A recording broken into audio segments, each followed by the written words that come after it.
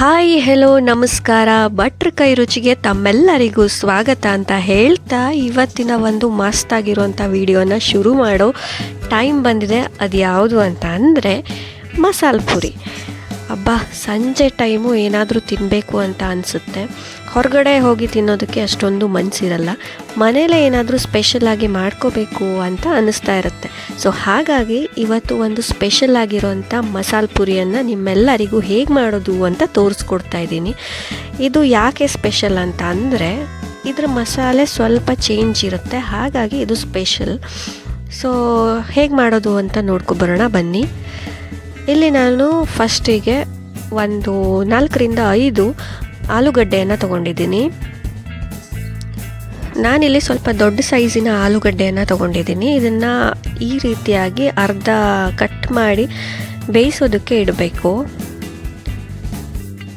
ಸಣ್ಣ ಸೈಜ್ ಆದರೆ ಒಂದು 7ರಿಂದ 8 ಬೇಕಾಗುತ್ತೆ. ಇಲ್ಲಿ ನಾನು ತೋರಿಸ್ತಾ ಇರೋಂಥ ಮಸಾಲೆ ಒಂದು 7ರಿಂದ 8 ಜನಕ್ಕೆ ಸಾಕಾಗ್ಬೋದು. ಸೊ ನೀವು ಎಷ್ಟು ಜನಕ್ಕೆ ಮಾಡ್ತೀರಾ ಅಂತ ನೋಡಿಕೊಂಡು ಅಷ್ಟು ಕ್ವಾಂಟಿಟಿಲಿ ಮಾಡ್ಕೋಬೇಕಾಗತ್ತೆ. ಇವಾಗ ಈ ರೀತಿಯಾಗಿ ಆಲೂಗಡ್ಡೆಯನ್ನೆಲ್ಲ ಕಟ್ ಮಾಡಿಕೊಂಡು ಇದಕ್ಕೆ ನೀರನ್ನು ಹಾಕಿ, ಅಂದರೆ ಇದು ಮುಳುಗುವಷ್ಟು ನೀರನ್ನು ಹಾಕಿ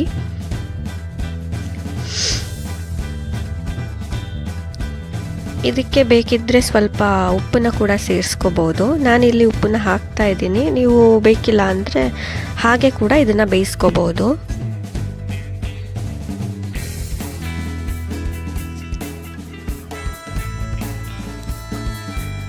ಇವಾಗ ಇದನ್ನು ಬೇಯಿಸಿ ಸೈಡಲ್ಲಿ ಎತ್ತಿಟ್ಕೊಬಿಡ್ಬೇಕು. ಇಲ್ಲಿ ನಾನು 4 ವಿಸಿಲನ್ನು ಹಾಕಿದ್ದೀನಿ. ಸ್ವಲ್ಪ ಚೆನ್ನಾಗಿ ಮೆತ್ತಗಾಗಿ ಬೇಯಬೇಕು, ಹಾಗಾಗಿ 4 ವಿಸಿಲ್ ಬೇಕಾಗತ್ತೆ. ಇವಾಗ ನಾನು ಒಂದು 2 ಕಪ್ಪಷ್ಟು ವಟಾಣಿಯನ್ನು ರಾತ್ರಿನೇ ನೆನೆ ಹಾಕಿದ್ದೆ. ಅದನ್ನು ಕೂಡ ಇವಾಗ ಮತ್ತೊಂದು ಕುಕ್ಕರಲ್ಲಿ ಹಾಕಿ ಬೇಯಿಸ್ಕೋಬೇಕು. ಇದಕ್ಕೂ ಕೂಡ ಸ್ವಲ್ಪ ಉಪ್ಪನ್ನು ಸೇರಿಸ್ಕೊಳ್ತಾ ಇದ್ದೀನಿ. ಉಪ್ಪು ಹಾಗೆಯೇ ಸ್ವಲ್ಪ ನೀರನ್ನು ಸೇರಿಸಿ ಇದನ್ನು ಬೇಯಿಸ್ಕೋಬೇಕು. ಇಲ್ಲಿ ವಟಾಣಿಗೆ ಒಂದು 3 ವಿಸಿಲ್ ಬೇಕಾಗುತ್ತೆ.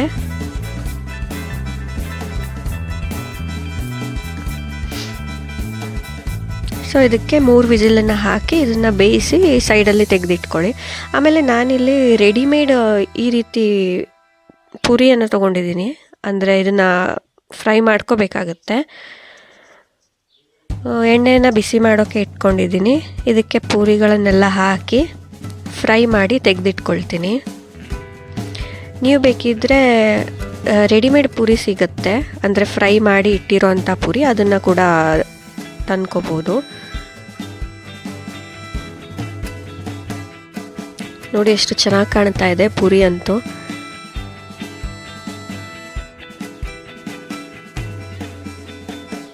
ಆ್ಯಕ್ಚುಲಿ ಹೇಳಬೇಕು ಅಂದರೆ ಈ ರೀತಿಯಾಗಿ ಮನೆಯಲ್ಲೇ ಪುರಿಯನ್ನು ಕರೆದು ಮಸಾಲೆ ಪುರಿ ಮಾಡೋದು ತುಂಬಾ ಚೆನ್ನಾಗಿ ಅನಿಸುತ್ತೆ. ಯಾಕೆಂದರೆ ಫ್ರೆಶ್ ಆಗಿ ತಿನ್ಬೋದು. ಇಲ್ಲ ನಾವು ಹೊರಗಡೆಯಿಂದ ರೆಡಿಮೇಡ್ ಪುರಿ ತಂದರೆ ಅದು ಅಷ್ಟು ಫ್ರೆಶ್ ಅನಿಸಲ್ಲ. ಹಾಗಾಗಿ ಈ ರೀತಿಯಾಗಿ ಮನೆಯಲ್ಲೇ ಪುರಿಯನ್ನು ಕರೆದು ಈ ಥರ ಚಾಟ್ಸನ್ನು ಮಾಡಿ ತಿನ್ನೋದು ಒಂದು ಖುಷಿ ಅಂತ ಹೇಳ್ಬೋದು.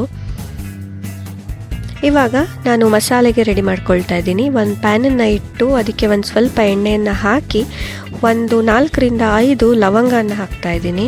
ಹಾಗೆಯೇ ಒಂದು ಸ್ವಲ್ಪ ಮರಾಠ ಮೊಗ್ಗು, ಆಮೇಲೆ ಒಂದು 2 ಚಕ್ಕೆ ಈ ರೀತಿಯಾಗಿ ಮುರಿದು ಹಾಕ್ಕೊಳ್ತಾ ಇದ್ದೀನಿ. ಹಾಗೆಯೇ 1 ಸ್ಪೂನಷ್ಟು ಸೋಂಪನ್ನು ಹಾಕ್ತಾ ಇದ್ದೀನಿ. ಹಾಗೆಯೇ 1 ಸ್ಪೂನಷ್ಟು ಜೀರಿಗೆ.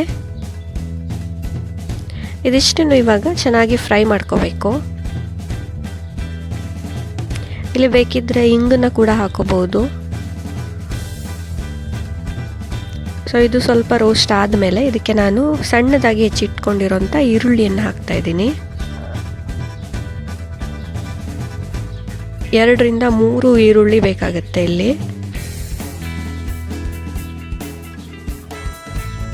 ಈರುಳ್ಳಿನೂ ಅಷ್ಟೇ ಸ್ವಲ್ಪ ಕೆಂಪಾಗೋ ಥರ ಇದನ್ನು ಫ್ರೈ ಮಾಡ್ಕೋಬೇಕು.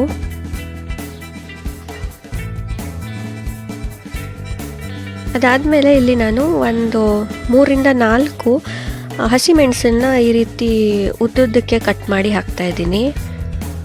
ಇಲ್ಲಿ ಒಣಮೆಣಸು ಹಾಕಿ ಮಸಾಲೆ ಮಾಡೋದು ಅಷ್ಟೇನು ಟೇಸ್ಟ್ ಅನಿಸಲ್ಲ. ಸೊ ಹಾಗಾಗಿ ನಾನಿಲ್ಲಿ ಹಸಿಮೆಣಸನ್ನು ಬಳಸ್ತಾ ಇದ್ದೀನಿ. ಆಮೇಲೆ ಒಂದು 6ರಿಂದ 7 ಬೆಳ್ಳುಳ್ಳಿ ಎಸಳನ್ನು ಹಾಕ್ತಾಯಿದ್ದೀನಿ. ನೀವು ಬೇಕಿದ್ದರೆ ಇಲ್ಲಿ ಶುಂಠಿ ಬೆಳ್ಳುಳ್ಳಿ ಪೇಸ್ಟನ್ನು ಕೂಡ ಹಾಕ್ಕೋಬೋದು.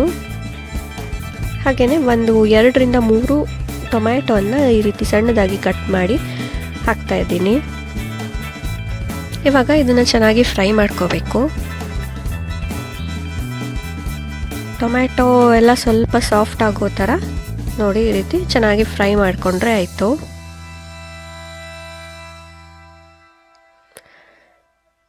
ನೋಡಿ ಇವಾಗ ಟೊಮ್ಯಾಟೊ ಎಲ್ಲ ಸಾಫ್ಟ್ ಆಗಿದೆ. ಇಲ್ಲಿ ಸ್ವಲ್ಪ ಖಾರ ಜಾಸ್ತಿ ಬೇಕು ಅನ್ನೋರು ಜಾಸ್ತಿ ಹಸಿಮೆಣಸನ್ನು ಹಾಕ್ಕೋಬೇಕು. ಇವಾಗ ನೋಡಿ ಮಸಾಲೆ ರೆಡಿ ಆಗಿದೆ.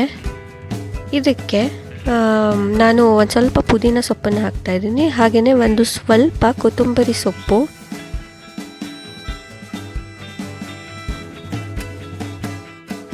ಆಮೇಲೆ ರುಚಿಗೆ ತಕ್ಕಷ್ಟು ಉಪ್ಪು, ಹಾಗೆಯೇ ಒಂದು ಸ್ವಲ್ಪ ನೀರನ್ನು ಸೇರಿಸಿ ಇದನ್ನು ಒಂದು ಸಲ ಬೀಸ್ಕೊಬಿಡಬೇಕು. ಅಂದರೆ ಇದು ಸ್ವಲ್ಪ ನೈಸ್ ಆಗಬೇಕು. ನೋಡಿ ಈ ರೀತಿ ಆಗಿದೆ. ಇದಕ್ಕೆ ಇವಾಗ ನಾನು ಸ್ವಲ್ಪ ವಟಾಣಿಯನ್ನು ತೆಗೆದಿಟ್ಕೊಂಡಿದ್ದೆ, ಬೇಯಿಸಿರುವಂಥ ವಟಾಣಿ. ಅದರಲ್ಲಿ ಒಂದು ಸ್ವಲ್ಪ ಒಂದು 1/4 ಕಪ್ಪಷ್ಟು ಇದಕ್ಕೆ ಹಾಕಿ ಮತ್ತೆ ಇದನ್ನು ರುಬ್ಕೋಬೇಕು. ಸೊ ಮಸಾಲೆ ಆಗಿದೆ. ಇವಾಗ ಅದಕ್ಕೆ ಒಗ್ಗರಣೆಯನ್ನು ಹಾಕಬೇಕು. ಸೊ ನಾನಿಲ್ಲಿ ಒಂದು ಪಾತ್ರೆಯಲ್ಲಿ ಎಣ್ಣೆಯನ್ನು ಬಿಸಿ ಮಾಡೋಕ್ಕೆ ಇಟ್ಕೊಂಡಿದ್ದೀನಿ. ಇದಕ್ಕೆ ಒಂದು ಸ್ವಲ್ಪ ಬೆಣ್ಣೆಯನ್ನು ಕೂಡ ಹಾಕ್ತಾಯಿದ್ದೀನಿ. ಇದು ಟೇಸ್ಟ್ ಎನ್ಹಾನ್ಸರ್ ಅಂತ ಹೇಳ್ಬೋದು ಬೆಣ್ಣೆ. ಯಾಕಂದರೆ ಬೆಣ್ಣೆ ಹಾಕೋದ್ರಿಂದ ಒಂದು ಒಳ್ಳೆ ಟೇಸ್ಟ್ ಬರುತ್ತೆ. ತುಪ್ಪ ಹಾಕ್ಬೋದು, ಬಟ್ ಬೆಣ್ಣೆ ಹಾಕಿದ್ರೇ ಒಂದು ಒಳ್ಳೆ ಟೇಸ್ಟ್ ಕೊಡುತ್ತೆ. ಇದಕ್ಕೆ ಇವಾಗ ನಾನು ಒಂದು ಅರ್ಧ ಸ್ಪೂನಷ್ಟು ಅಚ್ಕಾರದ ಪುಡಿಯನ್ನು ಹಾಕ್ತಾಯಿದ್ದೀನಿ. ಇದನ್ನು ಹಾಕಿ ಸ್ವಲ್ಪ ಮಿಕ್ಸ್ ಮಾಡ್ಕೊಳ್ಳಿ. ಹಾಗೆಯೇ ನಾವು ಇವಾಗ ಏನು ರುಬ್ಕೊಂಡಿದ್ವಿ ಮಸಾಲೆ ಅದನ್ನು ಹಾಕಿ ಒಂದು ಸಲ ಫ್ರೈ ಮಾಡ್ಕೋಬೇಕು.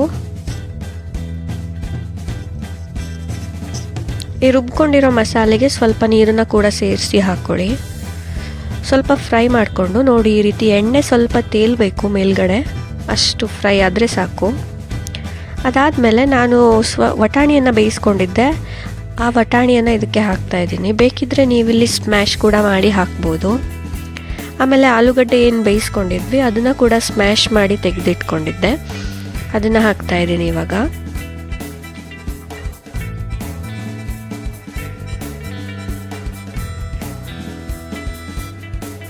ಇವೆಲ್ಲವನ್ನು ಇವಾಗ ಒಂದು ಸಲ ಚೆನ್ನಾಗಿ ಮಿಕ್ಸ್ ಮಾಡ್ಕೊಳ್ಳಿ. ಸ್ವಲ್ಪ ದಪ್ಪ ಆಗಿದೆ, ಇಲ್ಲಿ ನಾನು ಸ್ವಲ್ಪ ನೀರನ್ನು ಸೇರಿಸ್ಕೊಳ್ತೀನಿ.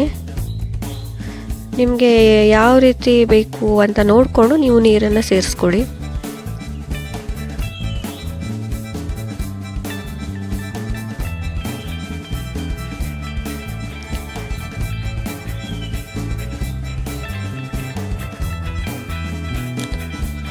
ಇವಾಗ ಇದು ಚೆನ್ನಾಗಿ ಕುದಿಬೇಕು.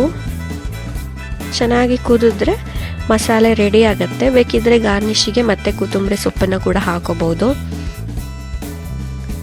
ಸೊ ನೋಡಿ ಮಸಾಲೆ ರೆಡಿ ಆಗಿದೆ.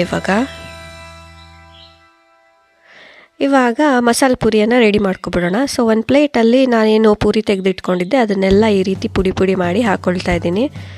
ಒಂದು 5ರಿಂದ 6 ಪೂರಿ. ಆಮೇಲೆ ಮೇನ್ ಅಂತ ಹೇಳ್ಬೋದು ಮಸಾಲೆ, ಇದನ್ನು ಹಾಕ್ತಾಯಿದ್ದೀನಿ. ಆಮೇಲೆ ಸ್ವೀಟ್ ಚಟ್ನಿ, ಆಮೇಲೆ ಸ್ವಲ್ಪ ಟೊಮ್ಯಾಟೊ ಸಣ್ಣದಾಗಿ ಕಟ್ ಮಾಡ್ಕೊಂಡಿರೋಂಥ ಟೊಮೆಟೊ, ಹಾಗೆಯೇ ಈರುಳ್ಳಿ,